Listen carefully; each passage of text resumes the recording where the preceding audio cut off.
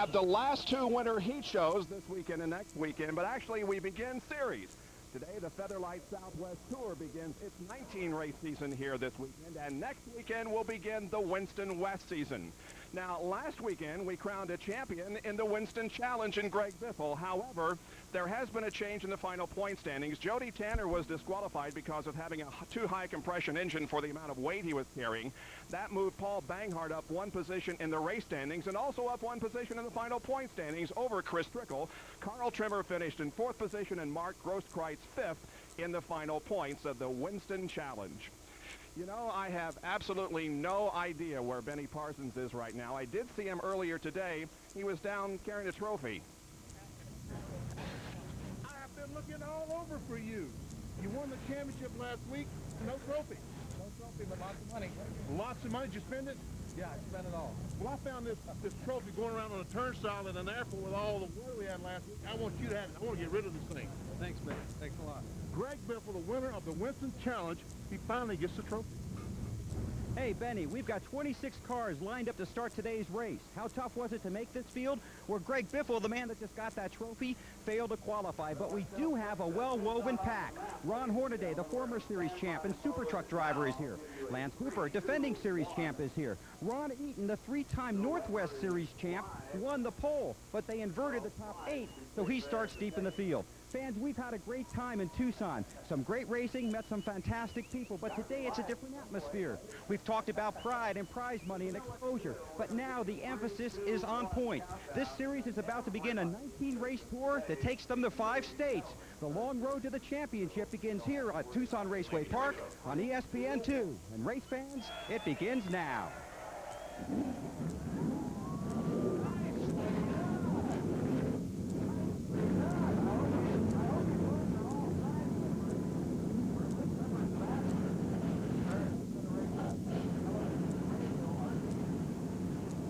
Benny, Bill used the term well-woven to describe this field. I think that's a bit of an understatement. Do you have any idea who's going to win this thing today? None whatsoever, Bob. When we were here in December, folks, it looked like that Ron Hornaday was an odds-on favorite, but today he's at 18th spot.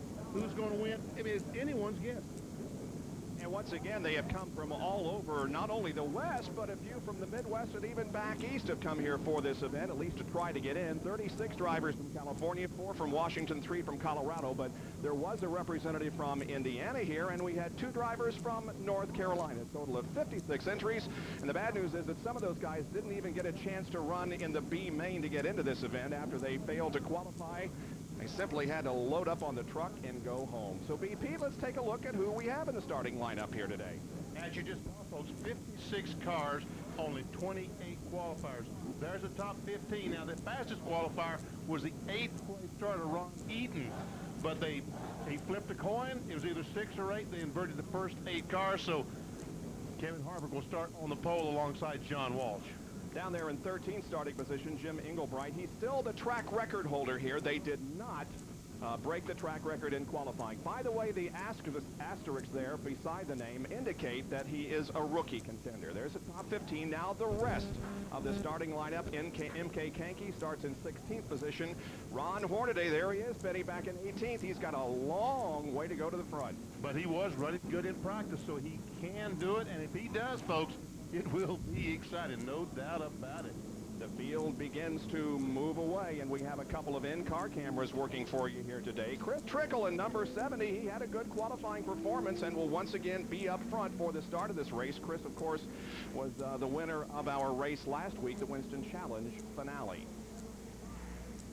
And also, we have an in-car camera with Brian Germoni. I didn't think you was going to put the flying part in there. I remembered it. Cofer tape and reel. That's something to do with the computer industry. I asked Mr. Cofer what he did, and he started telling me all this stuff I did not understand. You said, wait a minute, you don't need to go any further. I don't understand a word you're saying, right? Exactly. I said, does it have to do with computers? He said, yes. Good enough. Brian Germoni getting set to start. We have less than 2 laps to go, and we'll get the green flag. Once again, the format is the same, 75 laps of racing.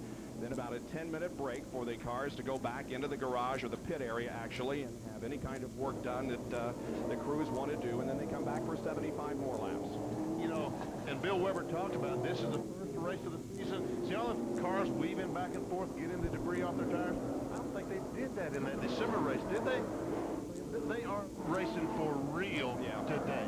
Yeah, the race that we had here in December, December 10th, was not a points-paying race. It was Featherlight Southwest Tour sanctioned event, but it was not a points-paying race. This event begins the 1996 season for this tour. Bill? And guys, there are some guys in this field who are only running limited events, so they're here to race to win today. For example, Ron Eaton is really retired. He won 3 Northwest championships, but he comes down here in the winter and he brings his golf clubs. He told me about 20 minutes ago he plays golf every day and just gets ready for this race. He's going to race here, he's going to race Phoenix, then he's going back up home. So some of these guys are here simply for the win, while the majority of them need valuable points toward that championship today. I wonder if Ron Eaton needs any help. Carrying his golf clubs? Carrying his golf clubs around or something. Those 2 cars, the 81 and 65, won the B main or the last chance special to get in the race.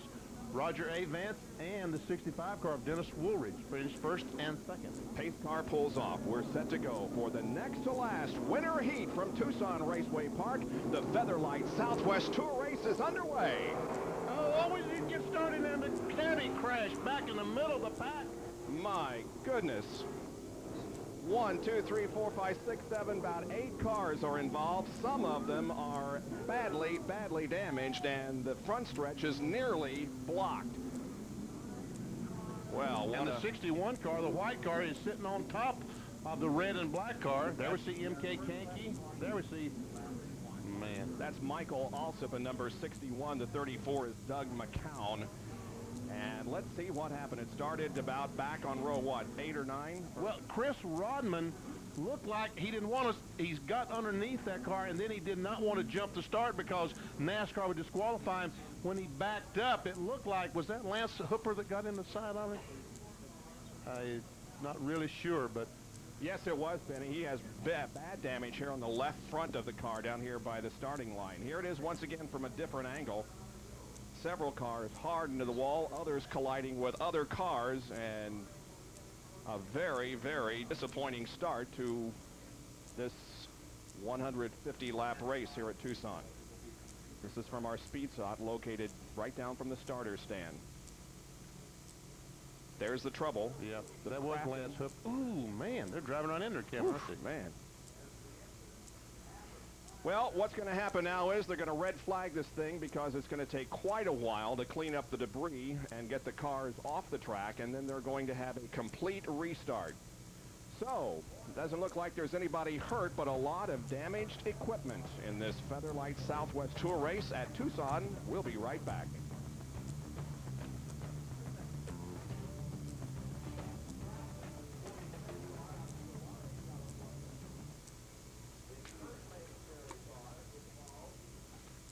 Neil?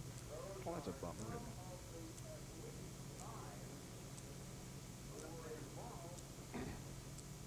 Did it make sense? I mean, we probably need to go that real. Rodman got a good jump, but it dawned on me when he got there, wait a minute. If I jump to start, you cannot pass in a NASCAR event until you get to the start-finish line. Yeah. And I need to say that clearly. And, all right. You hear that, Neil? I knew what you meant, but you're right. You know, you cannot pass on the green flag the very first lap of the race until you get to the start-finish line. And that's why Rodman had to back up.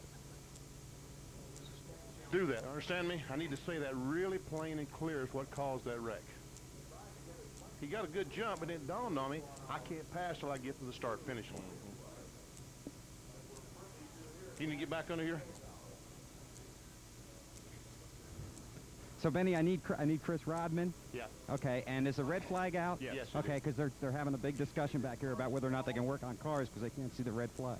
Yeah, oh. It is. Well, it's a complete restart. They should be able to work on the car if it's a complete restart. Well, that's what they're trying. That's what the argument appears to be. It hasn't started yet, has it? No. 72, 73, 65, 61, 34, and 33. 11 cars. And 07.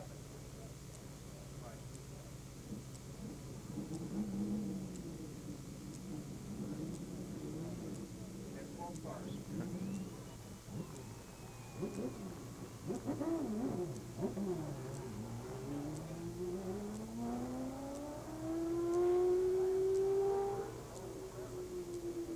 you're looking at a shot from atop Chris Trickle's car, and as you can see, there is a bunch of wreckers and flashing lights ahead of him, and that's because we had a major pileup involving 12 cars just as they came down for the green flag. And we will once again show you what led to the trouble that has knocked out several cars here before we even got the green. I watched the yellow car back in about the 5th row. That's Chris Rodman. He gets a great jump, but then he realizes in NASCAR racing, you cannot pass until you get to the start-finish line on the first lap of the race. So when he backed up to get in line, other cars started hitting him and spinning him out, and it just basically blocked the racetrack. Watch this as he goes across the racetrack, and it's blocked. There's no place for anyone to go. Two more angles now to show you on this wreck. Again, 12 cars were involved in one way or another, some not damaged as badly as others, but boy, a lot of bent fiberglass out there. I saw Rick Crawford's car come into the speed shot, the nose of the car. Now Rodman goes across the track and collides with Danny Crafton, I believe, the 40s right there. That was Sean Monroe that. And there you can see Lance Hooper, the 07 car. He does have damage on the right front of that car. Slid down into the infield, but kept going and went on around. Yeah, he ran in the back of the 93 car. I think Hooper is the guy who hit the 93 car and turned him around. And Sean Monroe in the 48 car, the surfer dude, was the car that Rodman was on the inside of. Yep. When he decided that I better back up and get to the start-finish line. Now, did you get your trip with Sean Monroe all worked out to go see AC/DC? Well, he's invited me. He's invited me to Phoenix. I think it's in January 29th or 30th in Phoenix that they're appearing. But you're not going to go? I don't think so. I think I'd be just a tiny bit out of place. Nah, not you, BP. You can adjust anything. All right, waiting for the cleanup to be completed and the race to start in ESPN2's Winter Heat.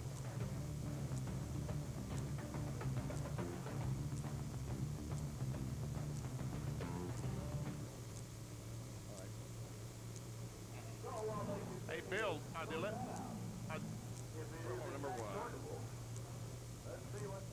Yep, okay. Are they going to let him work on the car? Which one is number 1? You know, we can't find it. Soccer, we don't have it.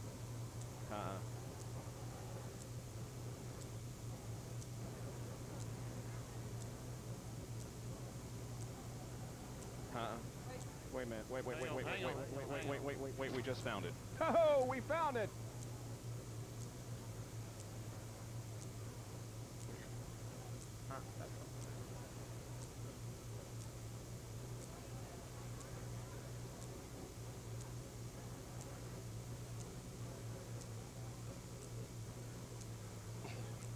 Do we have a talk back now?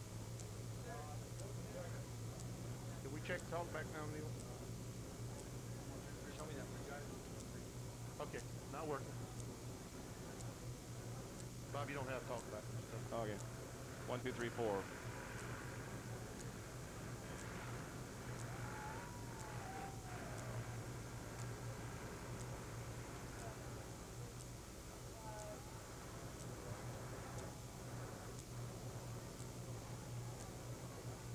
Back at Tucson Raceway Park, and no, that is not how they're running right now. Those are the cars that were involved in that first lap crash just before the start-finish line.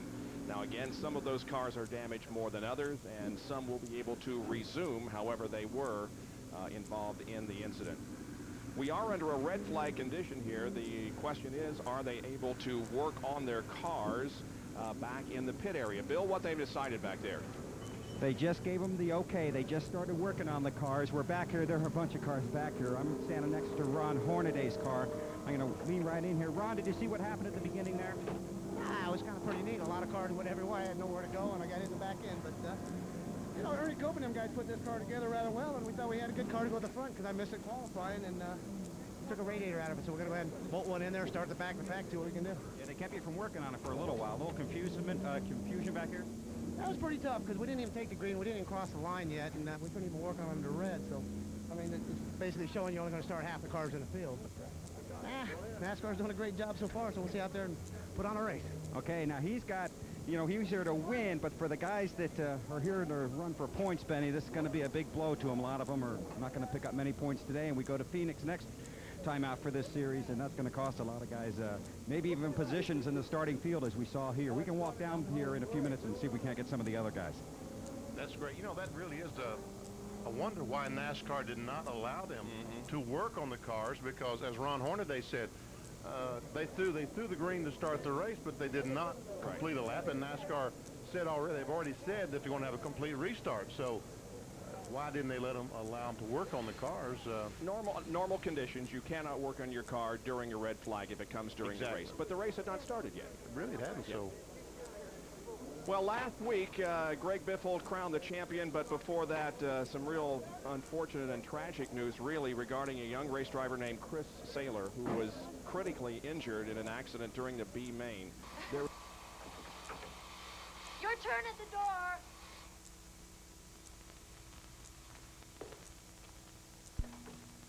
Okay, very good, gentlemen. Right in. There you go. Right in this way. Right in here. Taylor is going to be all right, and as you saw, our thoughts and prayers are with him.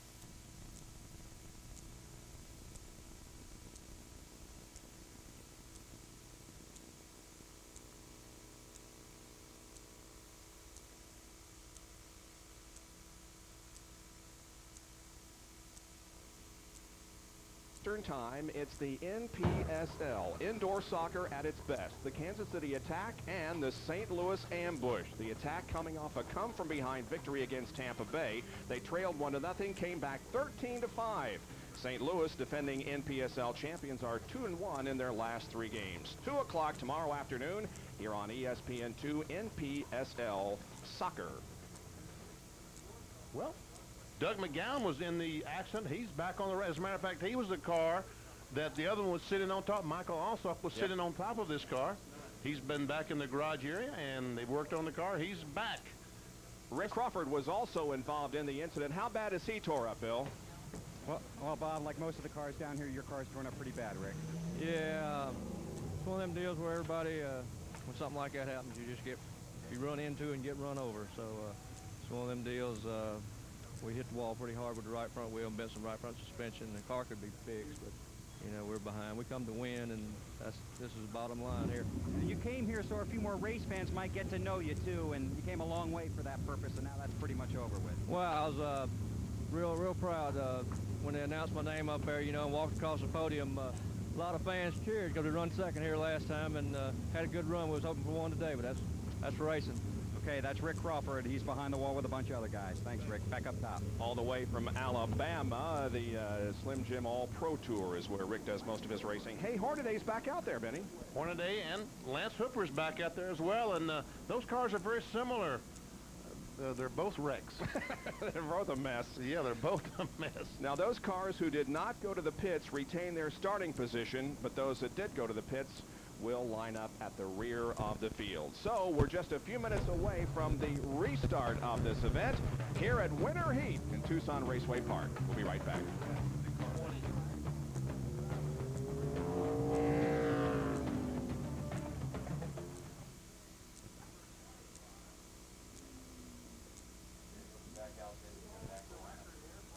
What, do you have a flat or something, you reckon?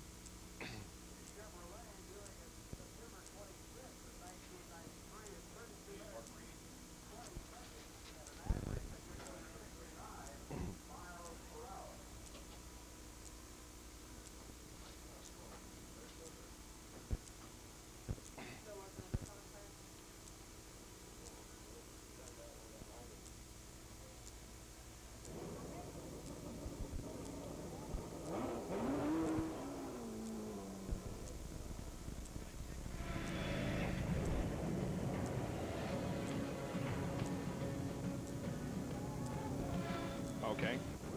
Okay.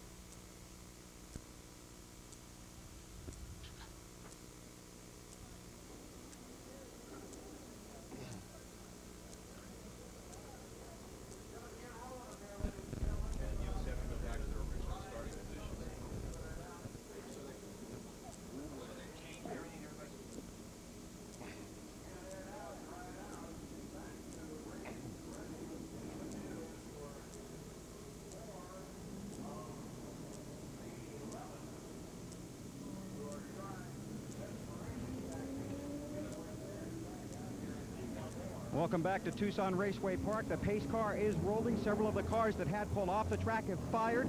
Jim Engelbreit, who came back behind the wall to check on some rubbing sheet metal, has just returned. He'll have to loop around the entire garage area and head on back to the track. So we're about to get ready to go back to racing after a, well, somewhat spectacular start here this afternoon, guys. Real quick story about Jim Engelbreit. When he came here to qualify in 1993, he was just set to go out to qualifying, and his daughter Jordan, who was 3 years old at the time, fell in the grandstand and hurt her head very, very badly. And of course, Jim was very concerned about it, but he went out onto the racetrack and qualified, wanting to get back to her as quickly as possible. He set the track record, and that track record still stands today. By the way, he went on to win that race. Jordan, she's fine. That's a great story. There's Jim Engelbreit. And the cars are going back in the original position. We felt like that Hornaday would have to start at the rear of the field and Lance Hooper, but Nascar are lining those cars up where they originally started. Yep, the original word we got was if you went to the pits, you had to go to the back, but now NASCAR has changed their mind, and everybody goes back to his original starting position. Man, they got some wrecks running around here. It's really too bad, because one of the things that Benny and I noticed first thing this morning when we walked through the pit area was how beautiful these cars were. They were just immaculate. They were probably one of the finest fields I've ever seen in this type of racing. And the All-Pro, Southwest Tour, Northwest Tour, any of this type of class cars, they were gorgeous. ESPN RPM tonight is coming up right after our race in about an hour from right now. And Kenny Mayne will fill you in on everything that happened in the world of motorsports this past weekend, with reports on activity in the Winston Cup Series and the U.S. 500. They have an announcement regarding that, the IndyCar race that we held at Michigan International Speedway on the same day as the Indy 500. So a lot coming up. You'll want to stay tuned for RPM tonight in about an hour and 5 minutes from right now. That is, if we are able to get this race in within that time period. We have run no laps so far, and we've already been on the air about 23 minutes, but we are close to getting a green flag once again. It looks like there's about 20 cars. I loosely counted them. I think there's about 20 cars on the racetrack, so 6 of them are not even going to try to start. Yep, that's what I count. 20 on the track right now. Bill, what's going on back where you are? Well, I can walk you through back here if we get a chance. This is M.K. Kanke's car. He's behind the wall right here. You can see they're working on the front end of his car. We can walk down here, and here's the car of Bill Lawrence. We've got 5 cars back here that I can find so far. This is Bill Lawrence. We talked to Ricky. Here's his car. So he's behind the wall. Also, the 46 car of Danny Crafton is back here. You can see the front end damage here on the 74 car of Rick Crawford, or the 14 rather, of Rick Crawford. Danny Crafton is back here, and there's also the 93 car of Chris Rodman is back here. They're pretty torn up, guys. Well, if you want something to do down there, Bill, Danny Crafton's got some English Bulldogs over there in his motorhome. You go over and play with them. I play with them all morning. I think he's using them to work on the car right now, guys. Good.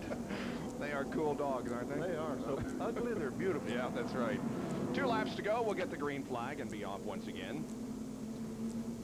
Couple of stories, Benny, about drivers who did not qualify. Last night in Pleasanton, California, Scott Busby picked up the Closed Wheel Driver of the Year award on an oval course from the Motorsports Press Association.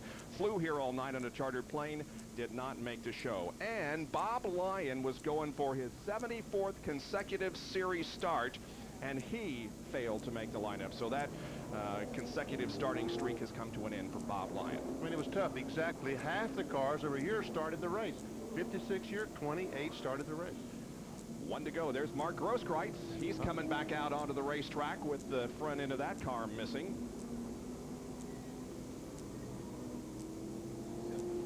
You know, see the radiator sitting out in the front of the car on Grosskreitz's car? Now, you think that would really cool good, right? Wrong. No? Because you need to force the air through the radiator, and there's nothing there to force it through there. Well, here we go. Hopefully, once again, they come down through turns 3 and 4. It is the 55 car of Kevin Harvick on the pole. The green is out, and this time we are underway for sure. Oh, Sean Monroe. Around he goes, and we've got a mess down in turn 1 again. Engelbreit is involved, so is Ron Hornaday. The 65 car of Dennis Woolridge involved again. So is the 9 of Doug Reno. Wow, we ran a quarter of a lap that time without a crash. Boy, if we could ever get this thing going, it might be a good race, huh? Oh, the left rear just went flat on the 48 car, Sean Monroe. You see the car took off, and then something happened to the left front, the left rear, I should say. I think maybe that the rear housing, some kind of support, broke on that car, and that's why there's something broken on the left rear of that car. Anyway, that is the surfing dude, Sean Monroe, from Malibu, California, who has stopped near the entrance of the pits. Here it is again, Benny. Yeah, there around he goes. Now, is someone going to hit him in the rear? Yeah. Yeah, the 20 car of Englebright comes along and nails him in the left rear, and that did him in. Yep. As a matter of fact, let's see if from this angle, if we can see what might have caused. Oh, Monroe makes some contact with a 7 car. With Ron Eaton in 7. Yeah, exactly. And Englebright comes along, and that's what does the damage to the left rear. Yep. Man. Well, you know, we've got radio contact with Sean Monroe. I wonder. Well, we'll check with Sean in a few minutes. There is Englebright, who once again is damaged, and this time it may be terminal. He's out of the car and walking back to the pit area. We're going to take another break. We're still not underway here at Tucson Raceway Park, but we'll be back in a moment.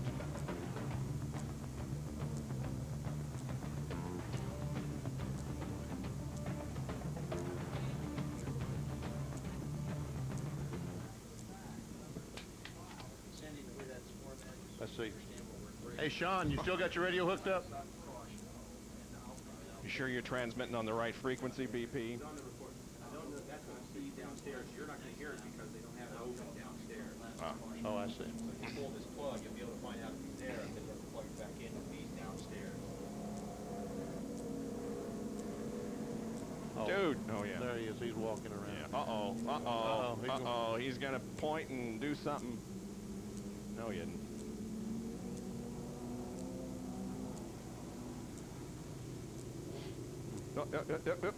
There he is.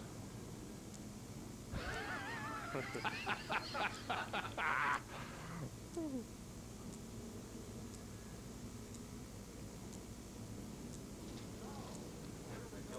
careful. I don't know how square his language is going to be. Yeah. Hey, keep your radio on. It's on. Oh boy, that'll be good. He thinks the axle broke, so we'll have to probably change rear end. No. We got cars on the track yet. We're not even close yet. 5, 4, 3. We're going to take another break if he wants. It's NASCAR Winter Heat from Tucson Raceway Park, the first race of the 1996 NASCAR Featherlight Southwest Tour Series. And we have had 2 accidents so far that has really failed to complete a single lap of green. However, they are counting the caution laps now. And so 5 actual laps of the race have been completed, none under green. And we eliminated a couple more cars. So I guess 21 cars restarted, and now we've eliminated a couple more. Just moments ago, while the cleanup was going on over in turn number 2, Sean Monroe got out of his car and made some kind of a gesture and asked some kind of a question to Ron Eaton. I wouldn't speculate on exactly what He's going back to Bill Weber. We'll ask Bill. Bill, what did he ask the Ron Eaton? Well, I'll ask him, guys. Sean, I know you're upset. You're really disappointed. Your race car is pretty much wrecked, and obviously you were looking for a conversation with Ron Eaton there. Well, you know, I don't know. That's racing. I just kind of figure let's let the first lap go. But, you know, he's old. He must know what he's doing. But, hey, Ben, I just want to say hi to you. And we're going to get her fixed up here, put the other spare rear end in, and we'll go out there and run. We're going to come out here and have some fun anyways. And if we can't get it together, maybe Benny let me come up there in the top and I can talk to somebody. I ain't driving. Well, how about it? You had a real good qualifying run here, too. Yeah, we qualified second quick. You know, the team's really worked hard. I'd like to thank Ramjet, Stick Only, LTR, SMP, everybody, you know, because without them, I wouldn't be here, Woodland Hills Auto Body. So, You know, we tried. We ran up front when we qualified, and we just didn't get a chance to run today. But we're going to get her fixed up, and we're going to go back out there and give her a little hack. Benny says rock on, pal. Hey, Benny, we'll be at ACDC, me and you, bro. You bet. Can't wait to see you at ACDC. We're going to arrange this concert tour. Man, I tell you, those two have really sparked a relationship here. All right, let's go. There's Sean Monroe. There's the Ron Eaton that we're talking about, the 7 car. He tries to go under Chris Trickle, does Ron Eaton, and Monroe was trying to go under the 7 car. And they made some contact. Monroe spins out, and the 20 car of Jim Englebright comes along, catches Sean Monroe's left rear, and does serious damage. There's Ron Eaton that we're talking about, the fastest qualifier. And the defending champion of the Repco Northwest Tour. The car most seriously damaged besides Sean Monroe is Jim Englebright. He is going to be out of the competition. There it is. And they, in fact, they're putting it on a rollback. That's what is holding up the restart of this race right now. As soon as that car can get off the racetrack, we should be able to go back to racing. We have got 8 laps of racing, although none under green in so far. This is allowing us to take some commercial breaks so that we can get them out of the way before the racing actually begins.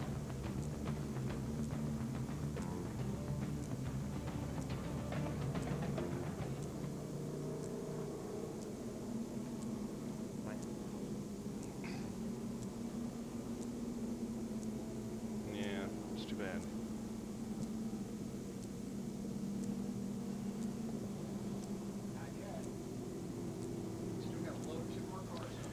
Well, let's see. Jim Englebright. Yes. Yes. I noticed that. Sandy, answer his question.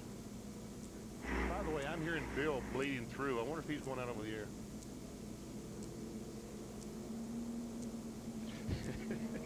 Oh, I just wondered that. That comes as no great surprise, does it, Neil? Oh, by the way.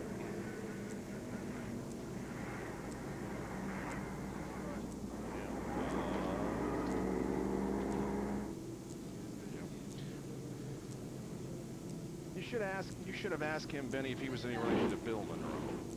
Yeah, but Sean. That's right. That's about as diametrically opposed as you can get.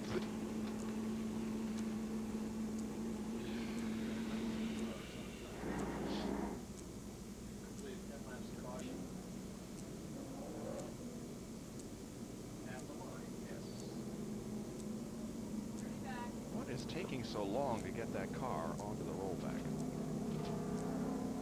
All the tires are flat. I'm sure he's got front tires that are damaged and the rear tires.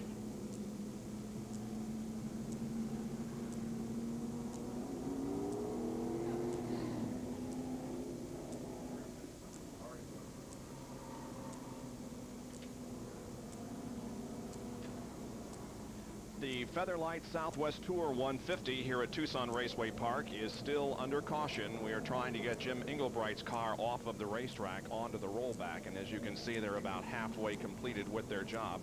So we remain under caution, 11 laps, and the cautions are counting. Here's Bill Weber. With Jim Englebright, who qualified unlucky 13th here today, and you haven't had a very good run. We've seen your car, so what happened? Well, you know, the first lap there, I don't know what happened. Everybody got off to a slow start, and I got into the back of Lance. And then that next one, you know, Lance went low. He got a little sideways, so I thought, well, I'll just go up. I didn't even know Sean was there, and I just got right into him.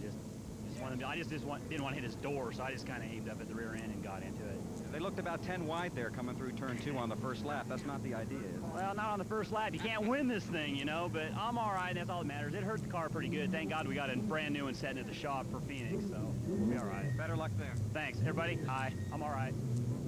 Jim Englebright finished second in the Featherlight Southwest Tour points. Last year, he posted 9 top 5 finishes during the season. What's going on there? The hood fell off the car. Up on the record. Through the air. Here is the very first wreck. That's before we got to the green flag. Watch the yellow car in the 5th row. He's going to get turned right in the side of Danny Crafton. There's Crawford in the wreck. There goes Hornaday in the side of Crawford. Also promoting a track. He's down there, and Danny Crafton and others. And then after we got that mess cleaned up, this is what happened as they got the green flag and went to 1. Watch the white car, Sean Monroe, underneath Ron Eaton. He spins, he goes up the racetrack, and there's Englebright, as he talked about, with no place to go. Englebright in number 20. Ron Hornaday is there in number 10. Hornaday, however, is still in the race, and we are going to try to go back to racing, or try to start this race as the pace car has its lights out. We'll be making the sharp left turn, and the field now under the command once again of Kevin Harvick, and the green flag is waving. We are underway. 15 laps completed, 60 to go to the halfway point. Man, Craig Rodman, I thought he was going to take the lead. But he does work his way up into second place. That's the black number 2 car, the Advantage Memory. John Walsh is running third at 28. And a battle for the lead once again. Craig Rodman, all 3 of them almost, all 3 of them spin. Rodman, Harvick, and Walsh. Is there a caution? Yes, there is. All 3 cars, however, have been restarted. And can you believe this? I don't think they lost. No, I can't, as a matter of fact. This is falls under the unbelievable. Now, look here who's leading the race. Yeah, Ron Eaton. Our fastest qualifier. Yep. Started 8th and through a series of events, eliminations, he's now leader. Here's what happened. Top 3 cars spin. That's Kevin Harvick in the 55. He and Craig Rodman in the 2 make contact, and we see Walsh. Now, this 28 car is the car that was driven by Ron Hornaday here in December that won the race. He locks it up and spins, and I don't believe those 3 cars did anything. No, I don't believe they did either. Another angle. Rodman was headed for one of those light poles over there, but he did not hit it. Once again, here it is coming off the second corner. Contact. Walsh slams on the brakes. See how Rodman was headed for the light pole, but didn't hit anything, and I think everybody is unscathed. That's great. Yeah. You know, so far the scoreboard says 18 laps. We have yet to run a green flag lap. Yep, that's right. Oh, look at this angle. Looked like they were dancing. What do you call that? Swimming. Synchronized. Synchronized swimming or Yeah. something, yes. A synchronized spin. So it's Eaton up front now, and Chris Trickle and John Metcalf are trying to decide who will go to second position. Looks like Trickle might do that, but the news is that we're under caution, believe it or not, with 19 laps completed here at Tucson.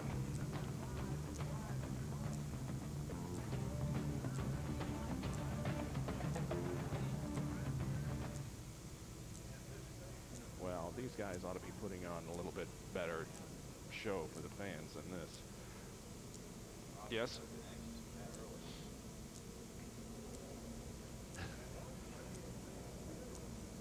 Yep, you're absolutely right. Okay.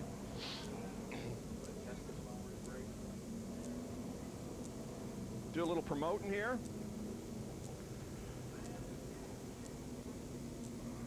Never mind.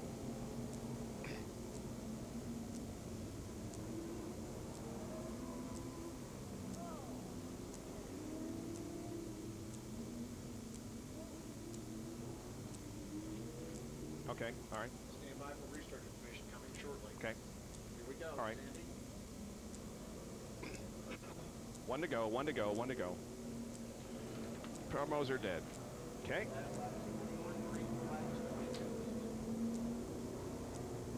Six laps of caution. 20 back. Last lap. Green flag is 22. 6 laps.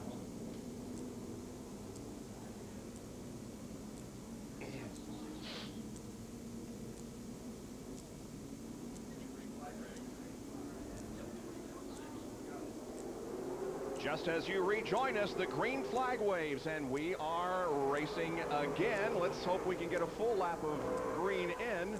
Look at Lance Hooper down there underneath Metcalf trying to take third position. He was involved in that original crash and is now up to third. Man, oh man. Battle for the lead. Chris Trickle is trying to take the lead on the outside of Ron Eaton.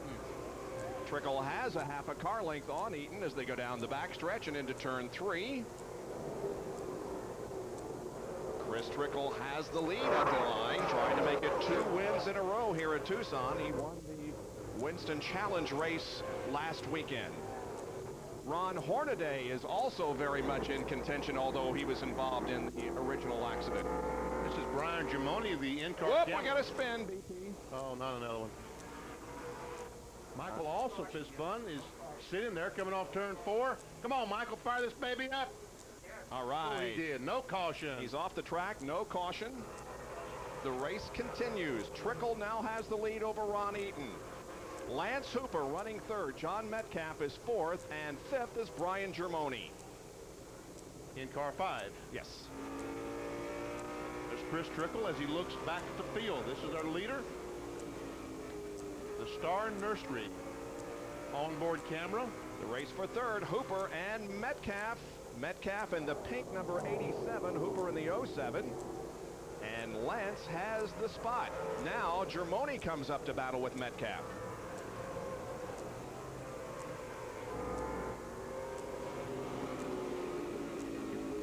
They're lapping Danny Crafton in number 46 on the left of your screen. Danny involved in that crash just after the green flag originally.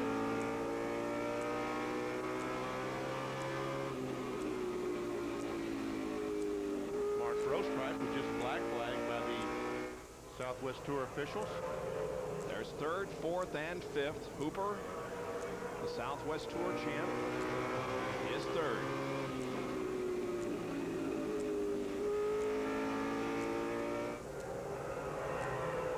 The 19 car of Tony Toast is running very slow at the bottom of the racetrack in turn number 4. We'll watch that situation while we keep an eye also on Ron Hornaday in car number 10. That's an Ernie Cope car. Is he running 6? Yes, he is. Man. Another spin involving the John Walsh car, number 28. He's the guy that was running third a little bit ago and spun, and now he's done it once again. And yes, this time there is a caution. Caution's out on lap number 33. 33 completed. I think that, and we got another car. And that's Kevin Harvick. Oh, and he runs in the 19. Where did 19 car? Well, I told you that he was running very slow at the bottom of the racetrack, and he stopped down there, and Harvick hit him. And the 34 car of Doug McCown was also involved in this little deal somehow. There's McCown. He catches up with the rest of the field. And Harvick has been lapped now. Well, it all began on the backstretch. Let's see if we can determine how and what happened. Okay, there's the 55 car, and these two guys are running side by side, and the 34 goes and runs in the back of Kevin Harvick. That's what happened to that little deal.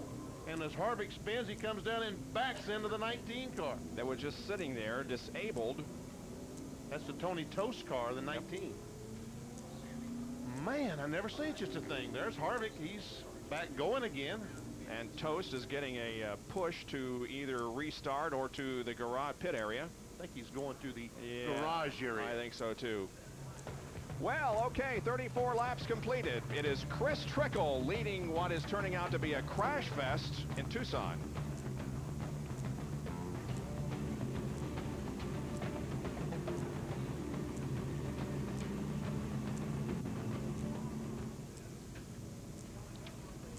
Okay. Hey, Neil, you better tell the NASCAR officials to make this a 5-minute break. Yeah, or no break at all. We never will get out of here. That's not the way you spell it, Lenny, but I get your drift. But you got the drift.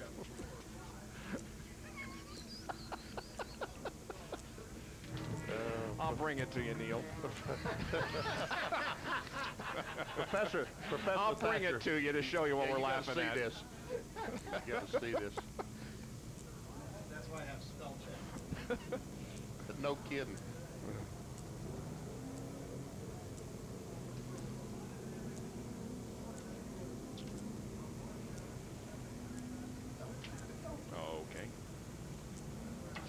Washington University.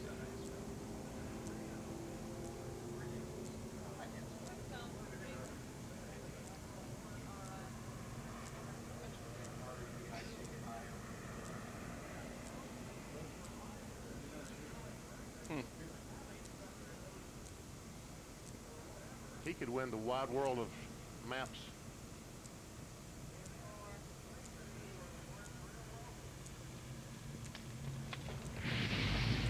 Well, it is really hot here in the desert Southwest this weekend. Winter heat, our next to the last performance of the 96 season. Things heat up tomorrow on ESPN2 as number 3 St. Peter's takes on number 3 Kansas. St. Peter's led by Randy Holmes.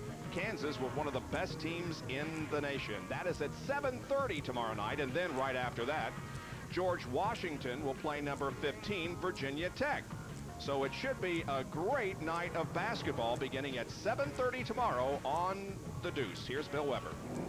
Well, this is where the crew chiefs and the spotters watch these winter heat races from at Tucson Raceway Park. This is Mike Stewart. He's the crew chief for Lance Hooper, and it's not pretty but effective so far. It's definitely not pretty. We've dodged our share of bullets so far, and the car's running real good. I think we're just a little bit off still. We'll make a little adjustment at halftime, and I still think we can win this thing. How much damage to your car other than what we can see? It's not too bad. It might be a little bit of toe out in it, hit the left front wheel, but it's not too bad. Mostly physical, damage to the body. Challenges the driver, huh? Yeah, and he's a good one. He'll get the job done. Mike Stewart, he's the crew chief for Lance Hooper, and we're ready to go green, guys. Hooper originally started 11th, started 19th on the restart. He's up to 3rd, and the green comes out on lap 39. And he's battling for 2nd. Ron Eaton is battling with him down the backstretch, but Hooper unable to take the position away from Eaton. Yeah, you would think that they're running fast enough that aerodynamics would mean something there.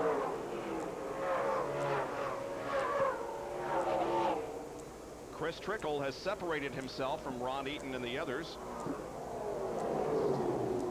That 10 car of Hornaday is by no means out of this thing, Benny. No, he's certainly running very, very well. To be as banged up as he is, I mean, he has no front end of the car whatsoever. And we see he got the car a little bit loose there as he came off the second corner. That's Hornaday in the 10 car. He's going to be here next weekend, too, isn't he, in the Winston West race? Yes, he is. This car is sold. The Ron Hornaday, the 10 car, was sold. I hope they got the money up front. Yeah, they're going to buy a wreck at this rate. Brian Germoni, who's carrying one of our roof cams, is currently in 6th position. There he is in number 5. And behind him is Craig Rodman in number 2.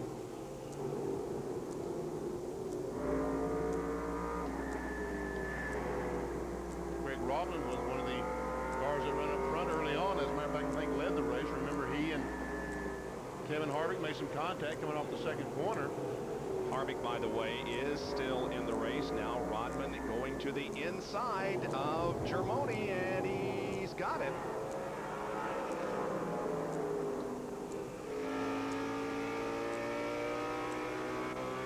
You know, we're seeing a tremendous sunshine. This weather, you cannot order better weather. The sun is beating down, but you can see how it's given our cameras a little bit of trouble because of the shadows that they encounter once in a while. Does it have a problem? Does it make a problem for the drivers? Yes, it does, because a lot of these fellows, and Rodman goes by Hornaday to take over the spot. See the tape on the windshield of Rodman's car? That's to keep the sun out of his eyes as best they can. That's his sun visor, in other words.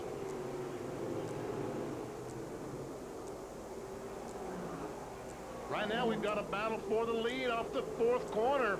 Chris Trickle in the blue 70 and Ron Eaton in the 7 car. We understand that Ron Hornaday has lost a cylinder, so it may be that his charge to the front is going to stall out. There he is. The 73 car, Mark Reed, is riding right beside him and now has passed Hornaday. Meanwhile, back up front, it is Eaton trying to work to the inside of Chris Trickle for the lead.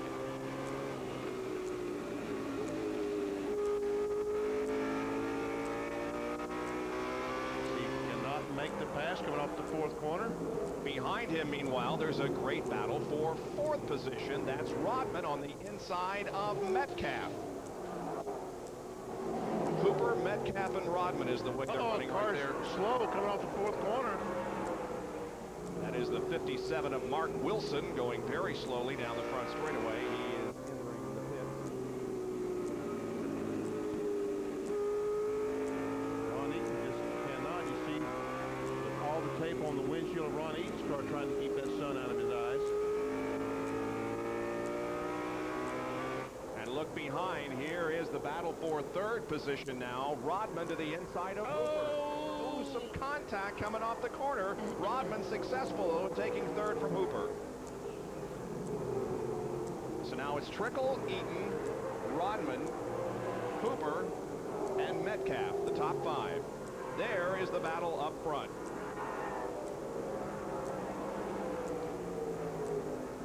Ron Eaton finished 6th in the winter heat race that we had here on December 10th, a non-points paying race, and spends most of his time running the Repco Northwest Tour race. He's to the inside of a Trickle once again in turns 1 and 2, slides up the racetrack and still can't take the spot away from Chris.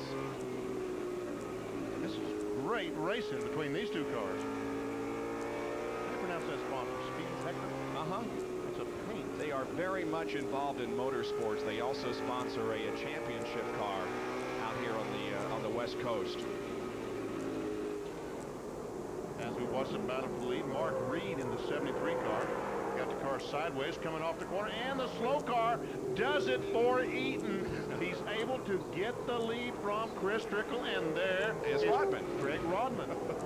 It's a 3-car battle. That slow car was Dennis Woolridge at number 65, and he threw the pick that Eaton needed to get under Chris Trickle and to take over the lead. A great 3-car battle going on here.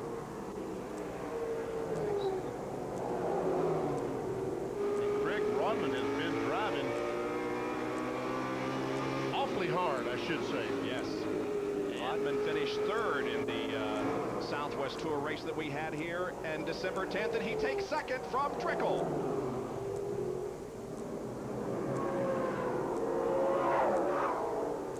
And he goes in the corner trying to take the lead away from Eaton. He does it. Rodman is... Oh, he got a little loose there coming off the corner, but he still held on to the lead. And Eaton looked like he tried to turn under Rodman like Dale Earnhardt would do at Darlington, but it didn't work as well as Earnhardt does it. Got 14 laps to go to the halfway point. 61 have been completed. The race is going quickly once we got it under green. And Rodman said, see ya. Yeah, he is a rocket ship out there. 65 car, Dennis Woolridge with black flag. There's some sheet metal waving on his car, some fiberglass. We might point out, Benny, that yes, Craig Rodman, the leader of the race, it was his brother that was involved in that accident we had before the green flag. Chris Rodman, yes, the yellow 93 car. Started 5th in the lead. Speaking of the 93 car, he's sitting over there in the garage. There he was, preparing to go back on the racetrack. Yeah, whenever he can find a clear spot, he's going to, and there he is back on the racetrack. That's Chris Rodman in car number 93, back in competition, albeit several laps down.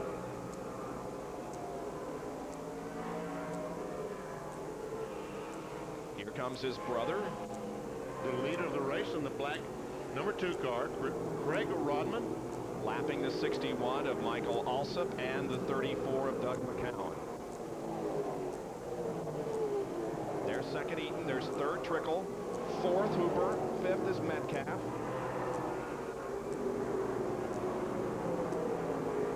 It's Metcalf in the pink 87.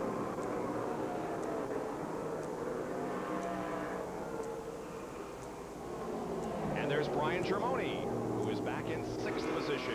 We ride with him on top of his car, the roof cam.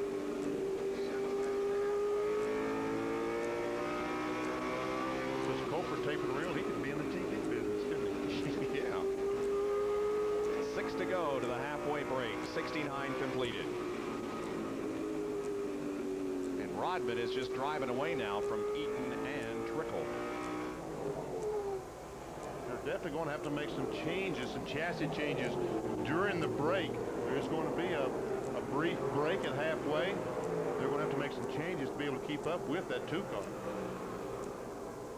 There is Craig Rodman, the leader of the race, about to complete lap number 71, 4 to the halfway break. And I hope they make this break short, because we're going to go over if they don't, because of all the accidents we had at the very beginning of the event.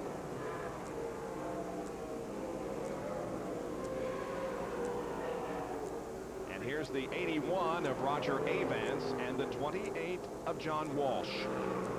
This is the battle for 8th position. Avance, the winner of the B main that got him into the field. And Walsh was an up-front starter, and there's some contact there in turn 4. McDonald's sponsorship on the Roger Avance car. That's not corporate McDonald's, but the Colorado McDonald's dealers. A lot of them pitched in. They're helping him out.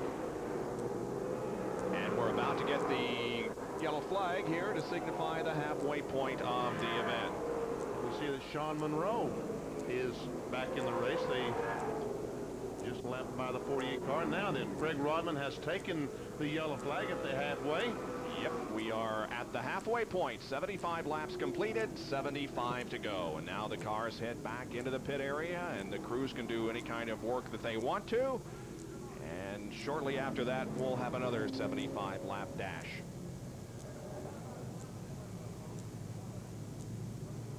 Well, a very interesting first 75 laps that saw many cars eliminated and many besides that damaged badly.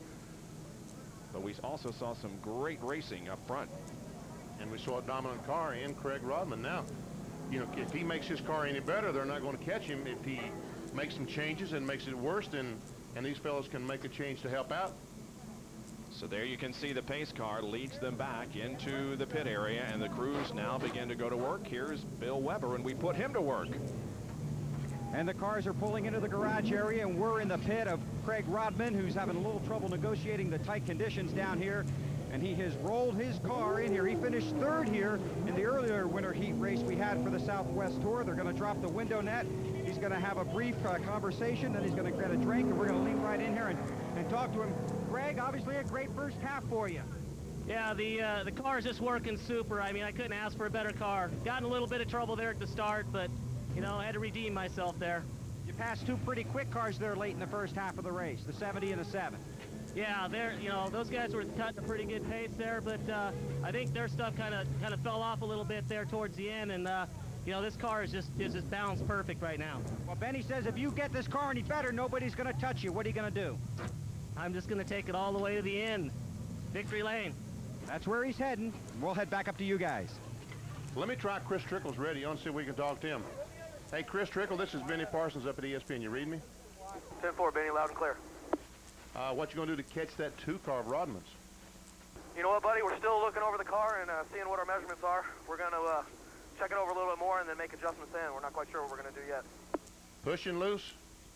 Yeah, it started to loosen up there towards the end of the race, and Star Nursery Western Milling 70 car was running good there at the beginning and started to loosen up a little bit on us. We're going to try to make some adjustments to tighten it for the second half, and we'll be there. Well, do something. Make this thing interesting, okay? Got it, Benny. Yeah, we're going to see a great race, huh? Glad to see you operating on the right frequency this week, unlike last week. So the halfway point is here. The cars are being worked on, and the top 10 as we go to break will show you that Craig Rodman is the leader, Eaton second, then Trickle, Hooper, and Metcalf, and we will be right back.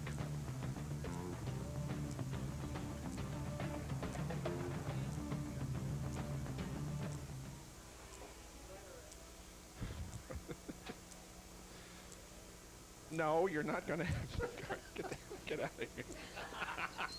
Hey, Brian, this is Benny Parsons. You read me? Geronimo. Brian, wave to the camera if you hear me, Brian. With your right hand over here in the corner. Over your right in the corner. Look at me. There you go. There you go. Camera in my car. Yeah, you forgot you had a camera. We were watching you, huh? Listen, when we come back, we're at commercial break right now. When we come back, we'll probably talk to you, okay? Okay, sounds good. What's that place you were at Friday night, Mikey? Where was that place you were at Friday night? For what, you Yeah, Fort whatever it was. Camp something. Fort Huachuca. Fort Huachuca. What? NASCAR Winter Heat, the 5th of 6 in the 1995-96 winter season, is at the halfway point of this NASCAR Featherlight Southwest Tour event. Craig Rodman is the leader of the race, and now BP will talk to Brian Germoni on the radio. All right, let's see if we can work this out. Hey, Brian, Benny Parsons up ESPN. You read me? Yeah. We got the camera watching you. Wave to the camera there, buddy. Hey, there you go. Hey, listen, what you gonna do to get this thing up front? All the guys are working on it right now. So far so good. We're just going to game plan. We're supposed to keep. My job was to keep the fenders on it for 75 laps, and believe me, that was pretty tough to do. I don't know if you used any of the shots from the in-car camera. I got a couple good views there for a while, but we're gonna make some changes to the car. We'll put some tires on it. The car is pretty tight right now, but I think we can fix it. Roger Bracken and the guys, Kofa Corporation, are doing a really good job for me today. Okay, with 10 laps to go, you'll use the fenders up if you got to, right? That's right. The job changes now. When I get 10 laps to go or 20 laps to go, we're gonna do our best to stay up there. But these are good guys we're racing with, and it feels good. It feels good right now to be in the hunt because a lot of good cars are already out of it. But hey, we're gonna do our best to get up there. That's for sure. Well, good luck to you, Brian. And Bill Weber is with the guy who's running second right now, Ron Eaton. And it's a guy who told me before the race he's retired. Not bad for a retired guy. I said I just golf and race cars, about all I do now. Yeah, obviously a good run for you, second at this point. Well, we're doing real good, and we lost our front brakes, and I had to just let off going in the corner, and they're bleeding the brakes right now, and hopefully we have front brakes. We'll be back in the hunt again. Yeah, Ron, obviously a lot of traffic at the beginning of this race. You got caught up in a little bit of it with the 48 and some of the other guys. I think that's why we lost the brakes. I had to jam on them a couple of times real hard to miss all that stuff, and then we paid the price. The brakes start going away, so we're trying to get the brakes fixed. If we get front brakes, we'll be right back into it. Other adjustments? Just tires, and we're ready to go. Okay, Ron's going to go back to work here. They're going to put 4 tires on all these cars, and race officials are asking all these teams to please step up the pace because this break's going to be pretty short, guys. Wow. All right. Hey, look at that. That's the Budweiser blimp. Looks like a submarine underwater with Yeah. a big mouth. Oh, there's a. See there, we done blew the whole deal with a blue sky there. He's here, of course, from the Super Bowl. I guess he's over the golf course where the Tucson Open is going on today. All right. Okay, well, let's take another break here while the drivers are back in the pit area getting adjustments done to their cars. We'll be back with the second 75 laps in just a moment.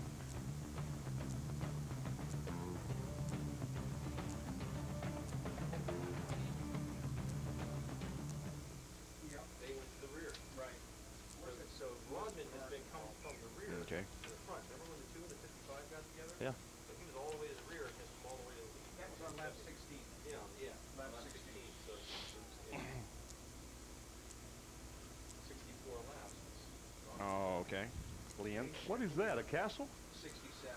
Where Looks is like that? it, doesn't it? That's the house that's out. See that rail company? Yeah, all right. Yeah. That's what that is. Wow. 1, 2, 3, 4. 5, 6, 7, 8, 9, 10, 11, 12, 13, Like a castle. 16, 17, 18, 19, 20. Didn't work, did it? How do you spell ridiculous? Never mind. I'd be ashamed of myself if I were you. Well, I just scribble it.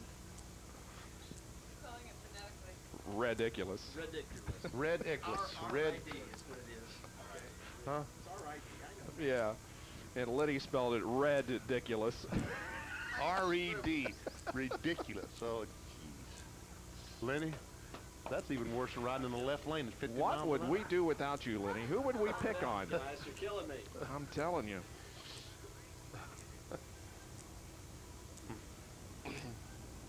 Sixteenth lap. 16th no. Yeah. So I heard Larry say just a moment ago.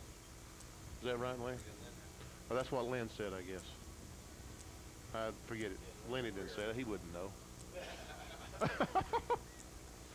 Oh, wait a minute. No, 2 didn't take over the lead then, did he? He spun. Oh, okay.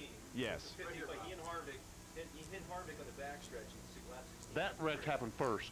Yes. Yes. On 16. Second car. Oh.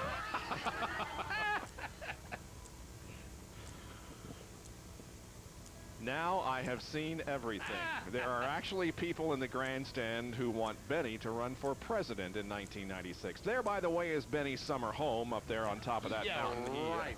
He and Terry hang out there during the winter months. We could make that young lady my press secretary or something, right? Yeah, well, Holding sure. The banner. Thank you, dear.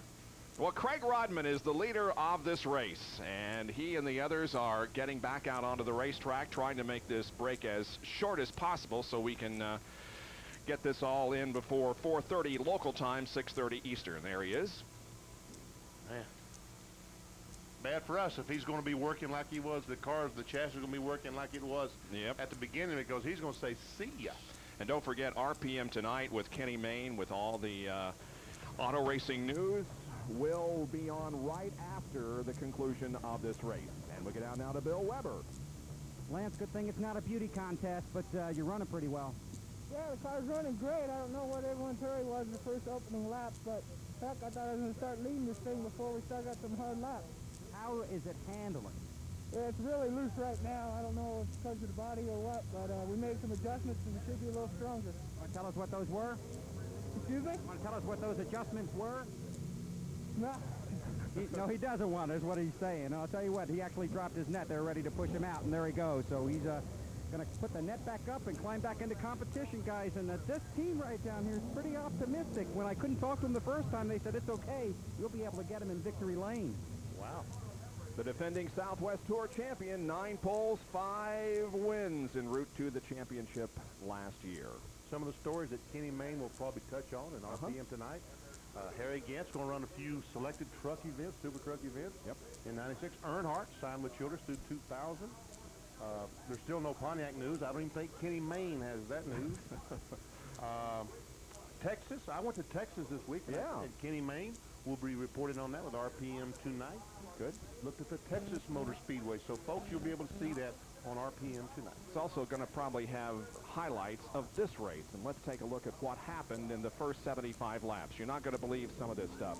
They're coming down for the green flag. Everybody nice, shiny, and in good shape. And then watch the yellow car in the 5th row. That, folks, is a mess. Genuine mess. Now, restart. They go down to turn 1. Boom. Sean Monroe makes contact. Along comes Engelbright. Also, Wolfenstein was involved in the 12 car. And then a little bit after that, look at this. Craig Rodman, who is now leading this race, had to go around with Harvick and Walsh. Makes no contact with anything. That was worse. First, second, and third at that point. Then Harvick, once again, as he made his way up through the back of the pack, got some help from Doug McCowan. And around he goes. So those were the 3 caution flags, and that first one was huge. It took about 15, 20 minutes to straighten out the mess there. And that's why we are running late and will undoubtedly not be able to get off the air in 20 minutes time. But hang in there. We got some good racing to go, and RPM tonight will be on right after that. Here's the field summary showing you where everybody is at the present time. There's 1 through 15, and now 16 through 26. Actually, only 3 cars, amazingly, are out of this race. But there is a lot of cars that are several laps down. Yeah, and a lot of damaged material out there on the track, too. As a matter of fact, there are several cars out there that are on the lead lap that are look like a wreck. Battling for the lead, as a matter of fact. Here's Bill Weber with Chuck Trickle. And he's making his way over here. We couldn't quite get to him, so he came to us. Chuck, son had a good run there in the first half. Real good, real good. We were real fast the first 35 laps, and then tires went away a little bit and we got a little bit loose, and we tightened the car up, and I think we're going to be real good. And you know, the whole thing, we're going for this 19 race series. We want to win the championship. We went home with a 3rd place. You know, that'd be good for us, but we want to go first. Yeah. How was your week after the win last week? Oh God, I can't explain it. You know, the calls and you know, it's just unexplainable. So we're real happy with the situation last year and last week and this week. We're going to be fine and go from here. I shouldn't say anything, but what are you holding in your hand here? You're watching the race, and what else are you doing? I'm watching the Green Bay Packers. And what's an update? Can you give us an update? 24-17 Green Bay, or Dallas. And you're for? And Green Bay. Of course, because you're from? Wisconsin. Okay, and he's going back to work. Chuck, thanks for running over here. And I give the score to Chris every once in a while. Good luck, Cheesehead. Yeah, I wish I had one.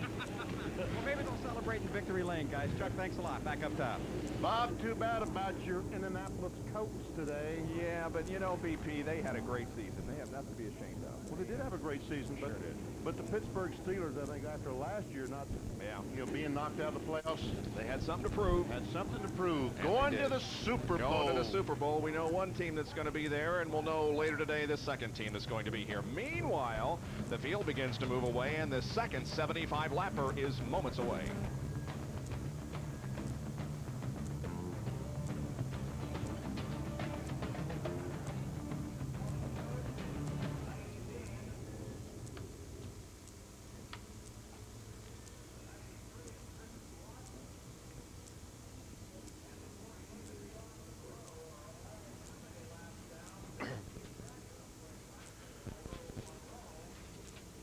Cool. Cool. Okay.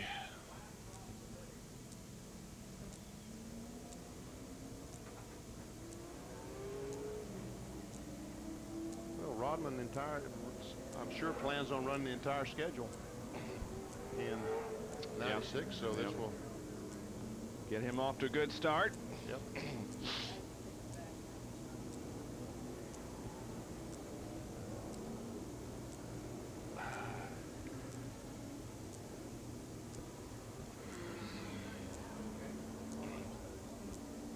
Okay.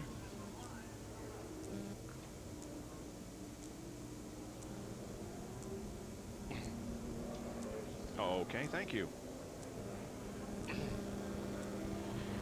He's a smoking.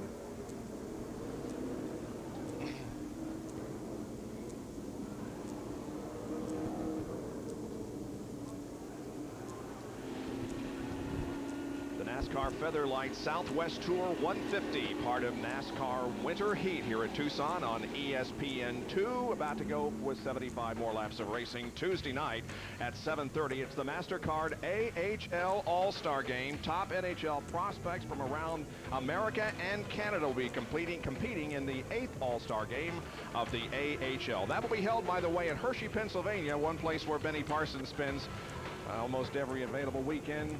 Eating some of that great chocolate, huh? I'm telling you. I'd rather go down to Boyer, PA, to where they make Mallow cups. Oh, yeah. Yes, much better. All right, we're ready to go racing. Pace car pulls off the racetrack. Here we go. It's Rodman up front, running in second position, although third in the restart is Ron Eaton. The 21 car, 27 car is second on the track. Here we go. And Trickle makes contact with Eaton and spins. Oh, and they all wrecked behind him. Oh, nope, the 19 spins, but didn't hit him. Whew. 19 is Tony Toast. And guess what? No caution flag. Nope. Still, there's not a caution flag. It's poor old Tony sitting down there. But the car is running. It's off the racetrack. Remember the first late model race that we did here, and Chris Trickle had a problem there? Well, he's just taken himself out of contention. And Rodman has to slam on the brakes because the 19 car came up right in front of him. Man, oh man, the leader of the race really had to slam on the brakes. The 7 car, he was talking about having trouble with his brakes. He might not have been able to stop if he still is having any type of problem at all. So Rodman and Eaton put a lap on the 27 of Bill Lawrence. Here's what happened to Rodman now. Watch him go into turn 2, and right in front of him is Toast. Man, he slams on the brakes and does avoid. I tell you what, without a spotter, there would have been a wreck there. He'd have been toast, Benny. Yes, he would have been. Eaton staying right up there with Rodman, though, still on his back bumper. They pulled away somewhat from Lance Hooper, who is running in 3rd spot. It's Metcalf in 4th, and Ron Hornaday Jr. is 5th. But look at this great battle up front.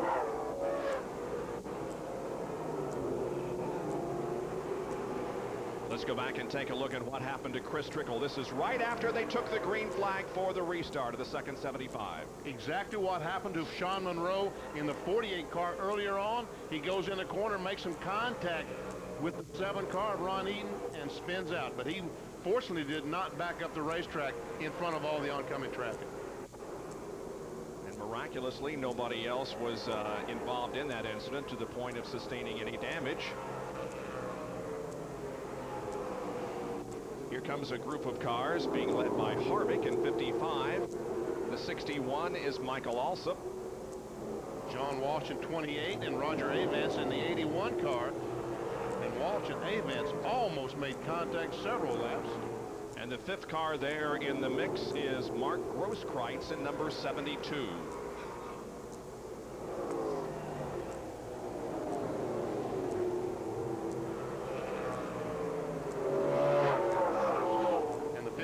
Car Mark Wilson has pulled off the racetrack into the garage area. There he goes into the garage area. So looks like he's out of the race as John Walsh gets the car a little bit loose as he comes off the corner, and Avance gets the car loose as well in the 81.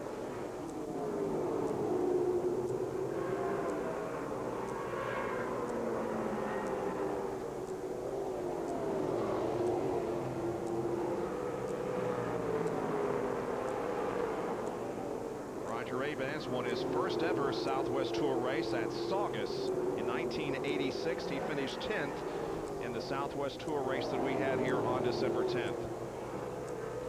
He's in the middle of a bunch of traffic right here. That's Kevin Harvick in number 55 right ahead of him.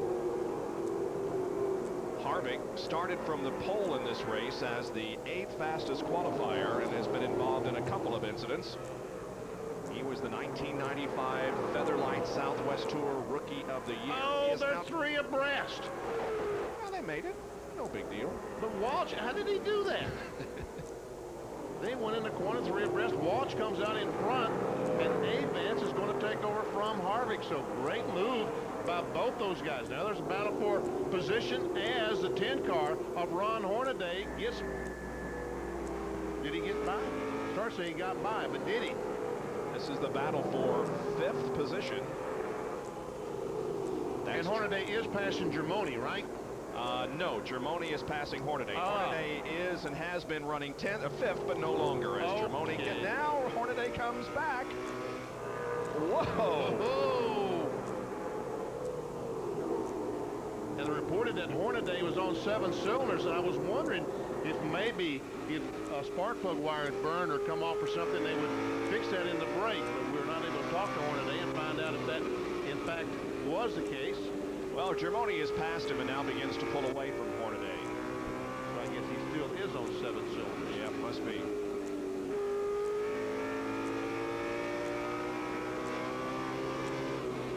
Brian Germoni, the 1990 Rookie of the Year in the Featherlight Southwest Tour Series. He's been racing since 1989, has 2 wins. One of them came in 1994, and the other came last year. Finished 6th in Featherlight Southwest Tour points in 1995. And 95 laps have been completed as the lead continues to be held by Craig Rodman with Ron Eaton second, followed by Lance Hooper, John Metcalf, and Brian Germoni.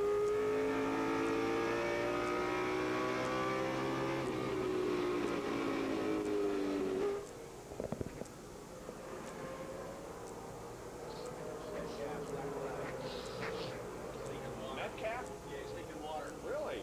4th place car. All right. Thank you. 4th place car was just black flagged. He was black flagged. 87, Yeah, he's leaking black water. flagged. He black flagged for leaking water. Yep. That is exactly right. 3 times. But nobody ever listens to me. Right. All right.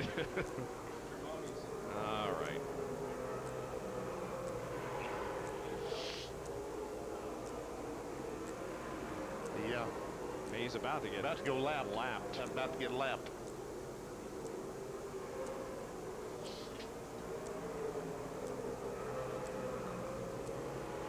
Excuse me, Larry.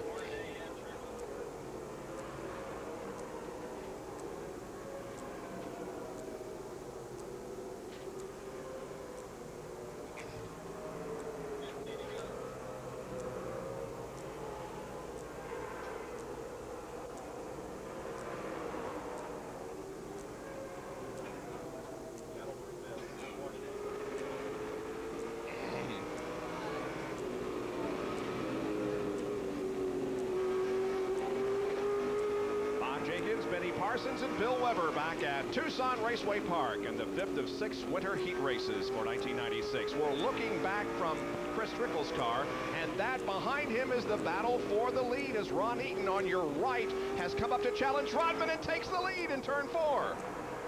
That's Doug Reno in the 9 car, a car that they're trying to put a lap on, and he moved up and in front of Rodman, and Eaton came along and took the lead. Now then, these cars are trying to put a lap on Trickle. There we see Chris Trickle in the blue number 70, and Eaton, he's going to run in behind the slow car. What's going to happen now? Looks like he's going to do it. Yep, Eaton is on the low side, and Rodman is caught behind the slower car. So Chris Trickle goes a lap down. And in the 5 winter heat races that we have had, and Trickle has participated in all of them, he's had 2 goods and 3 bads. He's finished 2nd, 23rd, 19th, 1st last weekend, and will not have a particularly good finish here this weekend. Now, Rodman is moving up on Eaton once again. Rodman in 2 and Eaton in 7. He's coming back.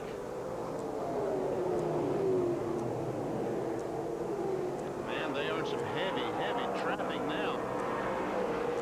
They've got Kevin Harvick to lap here in the number 55. Eaton does so. And really, that pretty much clears him of the traffic. He's got another car ahead of him, but Rodman now is going to have to get by and lap that slower car. And he does it. Here's Chris Trickle. I think Trickle's running about 7th right now. Yes, there's probably 6 cars in the lead lap. Oh, he's 8th. There's 7 cars in the lead lap. 55 cars, a couple of laps down. Kevin Harvick. Eaton to the high side of Wolfenstein. You can see up there's Wolfenstein to the number 12 car that Eaton is on the outside of. Wolfenstein is from Pahrump, Nevada. Bless you. And thank you. Yes, he is. He's from Pahrump. He runs at Las Vegas Speedway Park and is the 2-time late model champion at that facility. And this is his first NASCAR Southwest Tour race and hopes to make as many as he possibly can. And there's Sean Monroe down there. He's back. Yep. By the way, that 87 car there that you got a quick glimpse of with John Metcalf was running 4th. The pink car with 7-Up sponsorship. Well, he was black flagged a few laps ago and had to go in to check a leak, a water leak, but he's back out there. There we see Roger Avance just go by. He started 26th. No, he started 25th today and is currently running 5th. Yep, won the B main and nearly didn't make the field at all, but has come on nicely. And he will win $200 for gaining the most positions if he can stay there from the wide world of maps here in Tucson. Every race, they put up $200 for the driver that can gain the most spots. 35 laps to go, by the way. 35 to go. 1:15 completed. We'll let the field go by here to show you where they're running and how close they're running to each other. There's Avance, McDonald's car. There's some wrecks. There's Hornaday. There's the leader and 2nd place Rodman. Eaton and Rodman. Uh-oh, Rodman's car getting a little bit loose. Yep. See the cars that came off turn 4. Lost it back in just a tick. So it's Ron Eaton. Everything is okay, folks. Everything is okay. We'll be right back.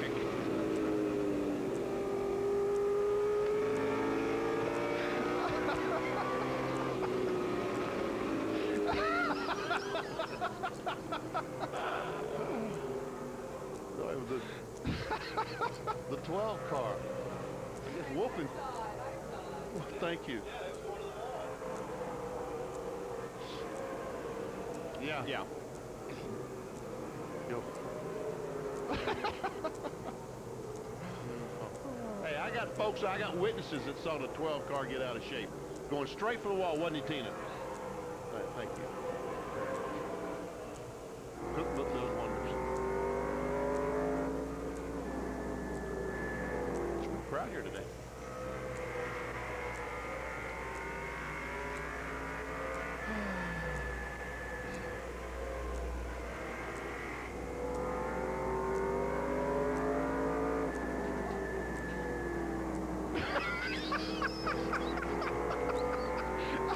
Just sat on Lenny's later. What do you got it sitting there for?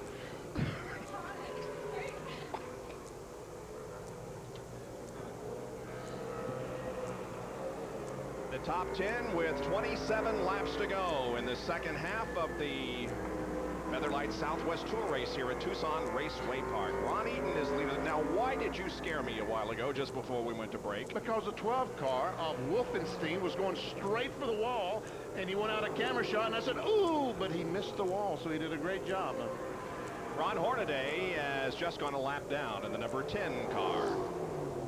7 cylinders. By the way, I wish you'd say NASCAR Southwest Featherlight Tour. Oh, okay. Anything you want. We have 5 cars that are currently on the lead lap. And Avance in 5th position is the last car on the lead lap. There's Rodman. You think he's looking a little loose out there, BP? Thought he did a little bit ago, and as a matter of fact, he's losing some ground on the 7 car right now. He's just pulling away just a little bit. Let's find out what Bill Weber has to add to all this. I just talked to his crew. He's reporting that he's very loose. He almost hit the wall about 4 or 5 laps ago coming out of 2. They'd like to see a caution. He's used up his tires. They want a yellow so he can cool off his tires and make a run at the leader. Another quick story, just a brief word about Chris Trickle, guys. Great young kid, been a different guy today, though, than we've seen the last 4 weeks out here. He's really been relaxed and, you know, fun to be around. This morning he had his game face on, and I'm sure that spin took a lot of the fun out of this race for him. He's going to try and run all 19 of these this year, and he wants as many points as he could get. Well, we've just seen a change of 4th position, Benny. Roger Avance, the 81 car, the McDonald's car, he passed Germoni in the 5, the Cobra tape and reel automobile, and took over the 4th spot. So he's continuing on his way forwards, and he's got his work cut out for him, passing the front 2 cars especially. Yeah, he sure does. But boy, what a performance after again winning the B main here today. Starting back in 25th position, next to the last on the last row. He's now running in 4th spot. Roger from Littleton, Colorado. He won his first NASCAR. Whoops. John Walsh. There we go. No caution, though. He's off the racetrack. Well, I tell you what, Craig Rodman caught a tough break there. He would love to have seen a caution and cool those tires down just a little bit.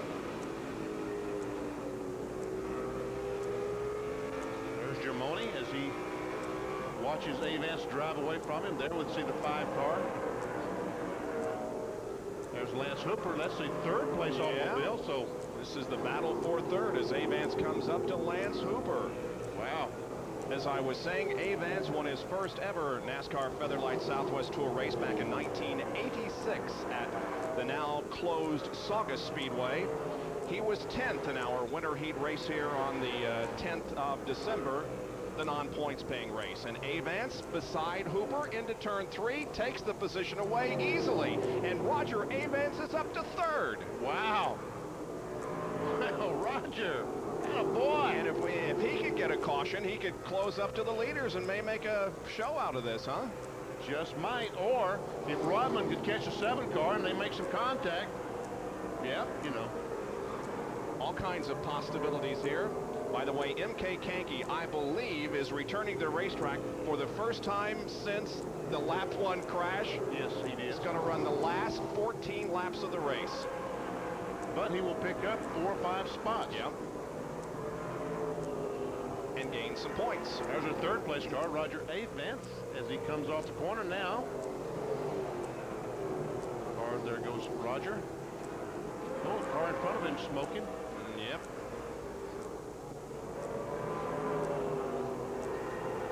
Doug Reno in 9 car. Now what's happened to our leaders? Let's go back and... Oh, Rodman spins in turn 2. Oh, the 2nd place car. So, Benny, this is going to move Avance up to 3rd. No caution, though. Well, I don't know. He's still got to catch him. There we see now. Avance is right behind this big group of cars. There's Avance. He still is in 3rd spot. That's the distance that Rodman had on Avance before he spun. Yep, you're right. And we got 10 laps to go. Here's a replay. Watch the bottom of your screen. That's the leader of the 7 car of Ron Eaton. And Rodman looked like he was catching him. I think he just got the adrenaline going, trying to catch him so hard. Just went in the corner a little bit hard and spun. but he did hold on to second position, Bill. Take a good look at the 7 car when he goes through turns 1 and 2. The 2 was clearly catching him. I don't know if that's tire smoke from the car rubbing or if he's beginning to lose some fluid out the rear end, but you can see he's smoking out the rear end, and the 2 was coming. That spin is a big, big break for the 7 car. It may ensure the victory for him. And we got 5 laps to go now. There's the leader, Ron Eaton. And meanwhile, our second place and third place cars are mired in heavy traffic right in front of our leader, as a matter of fact. Oh, and the 2 car spins. No, he didn't spin. I'm sorry, folks. He bout spun. That doesn't count except in horseshoes. But Kevin Harvick made some contact with him, and he got the car sideways, and you can see the 81 of Avance is closer than he was a moment ago. Will you give me that? You're going to give me a heart attack before this thing's over. Now watch. Oh, look at the 7. Oh, he's up high too, isn't he? Okay, watch. There's a 2, the black number 2. Watch as Kevin Harvick goes up and makes contact. Now that's when I saw him right there. I didn't think he could save it. Wasn't even close. Wasn't even close. 3 laps to go. Here is Avance in 81. He's caught Rodman now. This is the battle for... Ooh, and Rodman is really battling a loose race car. Battle for second, and Avance has it. Unbelievable. Second place goes to Avance. Rodman drops back to third. Lance Hooper is not too far behind Rodman. In fact, is on the inside of him. And he gets him. And Kevin Harvick runs him up the hill, and he gets him. So now Hooper is third. And there's Germoni. That's a battle for 5th spot. Yep. And Germoni moves into 5th, and Rodman has a flat tire. Right rear tire is flat. Saved it again. White flag, 1 lap to go for Ron Eaton. He does have a flat right rear, but there is the leader of the race in the backstretch. And his car is pitiful. Right now, the leader's car is pitiful. But it's good enough to carry him to victory. There it is, the checkered flag, and Ron Eaton has won this thing. Man, and here's the battle for what? Third, second? Second place. Avance in 81, Hooper in 07. Avance is going to get second. Man. Hooper finishes third. Fourth is going to be Germoni. And 5th, I believe, is going to go to Ron Hornaday. Avance don't know the thing's over yet. Hey, Roger, slow down, baby, it's over. And there's our winner. Well, the 95 Repco Northwest Tour champion, who won 5 of 17 races last year, has come to the Southwest Tour and won. He's taken his first Southwest Tour victory. He finished 6th in the race that we had here on December 10th, the non-points paying race. He led 3 times today for a total of 66 laps. RPM tonight is going to be on as soon as we conclude the festivities here, and we are going to stick around for more interviews that we will have in RPM tonight in the next half hour. We're going to have to talk for 5 minutes because Bill Weber, I see him running across the infield. He won't be able to say a word when he gets there. Even when he gets there, he's not going to be able to say a word because he'll be out of breath. Run. Wow, that was a great, great race. Littered by wrecks at the beginning, but a great finish. Here's Bill. Okay. See, I told you. Well, we're here with Ron Eaton. Ron, congratulations. A great run for you. You won the pole here. They put you back 8th. Didn't slow you down. Well, not a bit. We were happy with the car. And then about 2/3 through the first segment, we lost our front brakes. And we worked on it, got the front brakes back in. And I knew it was just a matter of time. And then finally, the 2-car, he just burned his tires off trying to stay ahead of me. And he couldn't. I think we lapped him in the end.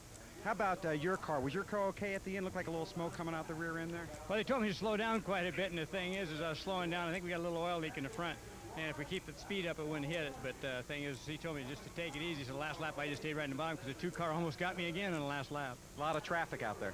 Yeah, it's a little different what I'm used to up Northwest. But the thing is, we need to win a race for the Northwest because the thing is they haven't done good down here. And the thing is, we came down here, we can run with them just like they can come up and run with us. Well, how about it then? You won here, you go to Phoenix next, and then you said you were going home. Does this change your mind at all? Oh, no, I'm going to be at Monroe the last week of the month of March. I'm going back home. I live here in the wintertime because I play golf and race cars, and I'm going to go back up to about 4 days before the March opener in Monroe, and then we'll be running a series up there again. Well, congratulations from all of us. Great run today. Congratulations, Thanks Ron. a lot. That's Ron Eaton. He's the winner of the season opener of the NASCAR Featherlight Southwest Tour. He's from Tacoma, Washington, a man after Benny's heart. He plays golf and races. What else can you ask for? Well, Huh? that's what a perfect life that man's got. Okay, here's what's going to happen. We're going to throw to RPM tonight in a matter of seconds, and then we are going to come back here with more wrap-up and more interesting sidelights from this race that we have just concluded. But Kenny Mayne is standing by back in the RPM Tonight studios to bring you up to date on everything that's going on in the world of motorsports. Here are the top 5 finishers in our race here today at Tucson Raceway Park. Here's RPM Tonight, but stay with us. We'll be back in the next half hour. Point.